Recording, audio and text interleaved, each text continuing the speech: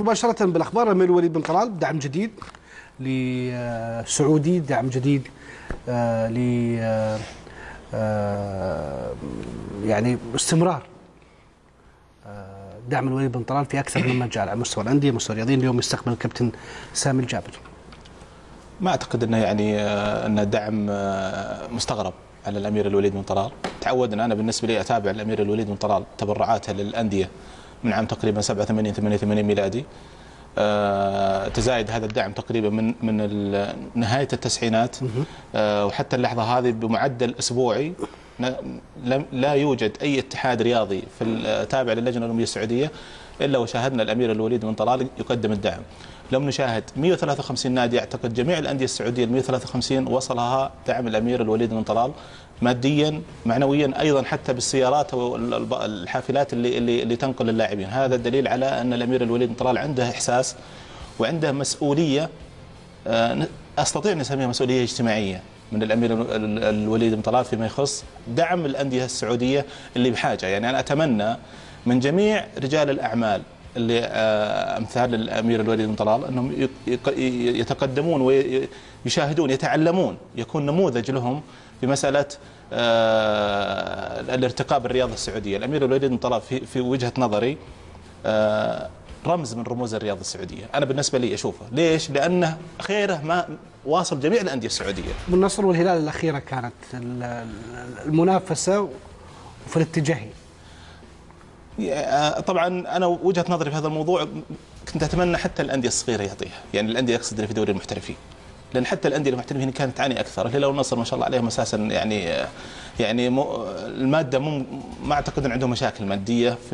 هو كان نوع من الاحتفاء بعودة أكيد. المنافسة طبيعي جدا. طبعا هو له وجهة نظر في الموضوع، يعني إحنا في النهاية لازم نبارك هذه الخطوة. بالنسبة لي وجهة نظري أتمنى أنه يكون مثلا وصل للتعاون، وصل الرائد، وصل النجران، الأندية المسكينة اللي تواجه مشاكل في نهاية كل شهر في هالموسم، في هذا الموسم. أحمد. طبعا ما أزود على كلام محمد، أنا أشوف أنه يعني امتداد لدعم يعني قديم يقدمه صاحب السمو الملكي الأمير وليد بن طلال للرياضة بشكل عام، وليس لكرة القدم، يعني لكل الألعاب الرياضية، بل أنه يعني أندية في درجة ثانية ودرجة ثالثة يعيشون على هذا الدعم. يعني أنا يمكن حضرت مناسبات كثيرة، يعني ما حضرتها كنت موجود فيها، لكني كنت يعني شاهد عليها. لنادي كوميت مثلا تحديدا، كان له الأمير، نادي كوميت من الإمارات، كان الأمير وقفات كبيرة مع التنس الأرضي ومع تنس الطاولة وحتى مع فريق القدم، يعني كان في دعم. أنت كنت لاعب في كوميت؟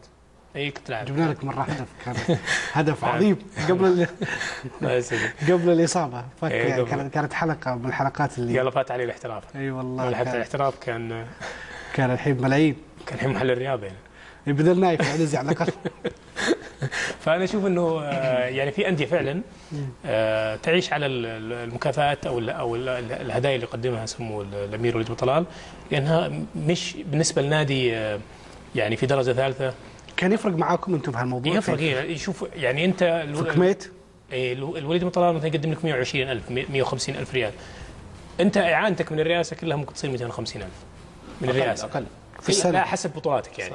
في السنة هي 250,000. في أندية في يعني من بين ال 153 نادي ميزانيتهم 90,000 ريال. 90,000 ريال، لأن الأمير يجي يقدم 175 في الغالب عادة، أو 100,000 ريال مع حافلة.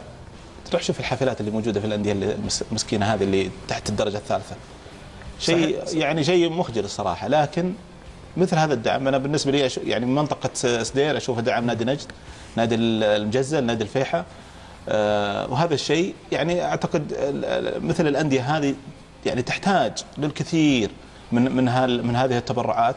أنا دائما أقول أتمنى من الموسورين، من رجال الأعمال في كل مناطق المملكة، يعني حتى الأثرياء اللي موجودين في المنطقة الجنوبية يدعمون أنديتهم. نفس الشيء ينطبق على الأثرياء اللي في الشمال، اللي في المنطقة الغربية، وأيضا في شرق المملكة. هذا شيء مهم جدا، لأنك أنت هذه مسؤولية اجتماعية. ودائما احنا طالبنا في فترة من الفترات أن يعني الأندية السعودية مو بقادرة، رعاية الشباب مو بقادرة أساسا أنها تعطي. طالب من الميزانيات الأندية تقريبا حدود 100 نادي ميزانيتهم تتراوح ما بين 90,000 ريال الى حدود ال 300-400,000، وش هذه يمكن تروح رواتب عمال وكهرب وفواتير تلفون. انا حقيقه ما ادري عن الان يعني وش وضع الانديه بالنسبه للشباب في خصوصا في المدن الصغيره، لكن يعني الى وقتنا كنت اراها متنفس عظيم. يعني ما كان عندنا مكان ممكن احنا نمارس فيه يعني انشطتنا وهواياتنا ونتنفس فيه الا النادي، فبالتالي لو توقف مثل هذا الدعم الان، يعني الناس عايشه على هبات اهل البلد، على يعني على المسرين المسرين منهم يدفعون، بس انه تعرف لما تعتمد على شخص كل سنه بيدفع لك، وانت في النهايه يعني ما في انجازات اصلا، يعني انجازات بسيطه، يعني انديه بسيطه تحقق انجازات، ولما تحقق انجاز تحقق عاده في الالعاب الفرديه اكثر من الالعاب الجماعيه. وعلى مستوى خلينا نقول على مستوى المنطقه يكون الانجاز، مش على مستوى خارجي.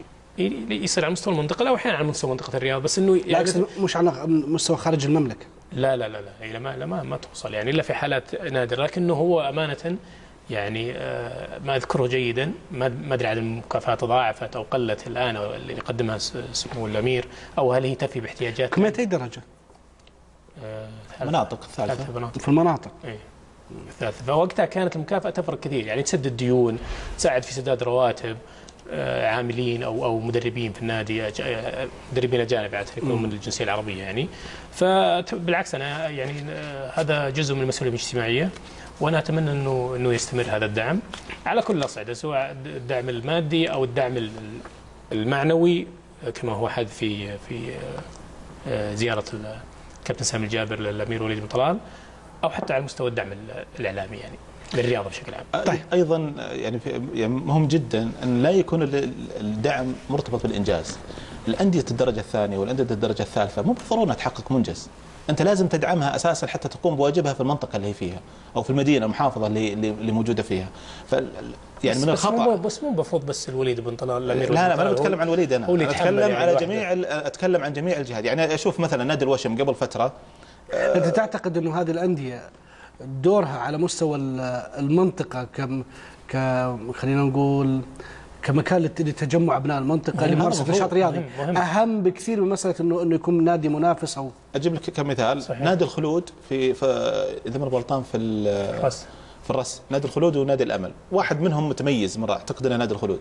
ايضا نادي الوشم في شقره، صراحه دور اجتماعي يعني مهم جدا. يعني انا اتمنى من رعايه الشباب او حتى من الفاعلين ماديا انهم يعني يضاعفون الدعم مثل هذا النادي. ايش يصير في النادي؟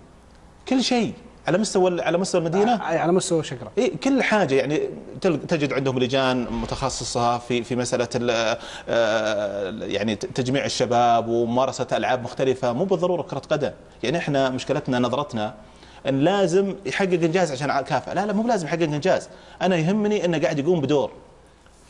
اليوم رئيس اتحاد تنس الطاوله اللي هو الصديق والقريب بندر السليم، شاب يعني في بدايه الثلاثينات من عمره، كان لاعب تنس طاوله في نادي كوميت، ونادي كوميت كان في فتره من الفترات يلعب في الممتاز في التنس الطاوله، هو نادي درجه ثالثه في القدم، وفي التنس الطاوله لعب في الممتاز. في التنس الارضي كان في فتره من الفترات ايضا كان في الممتاز، وكان في لاعبين مع المنتخب دوليا. فاليوم شوف هذا الشاب خرج من هالبيئه صار رئيس اتحاد تنس الطاوله.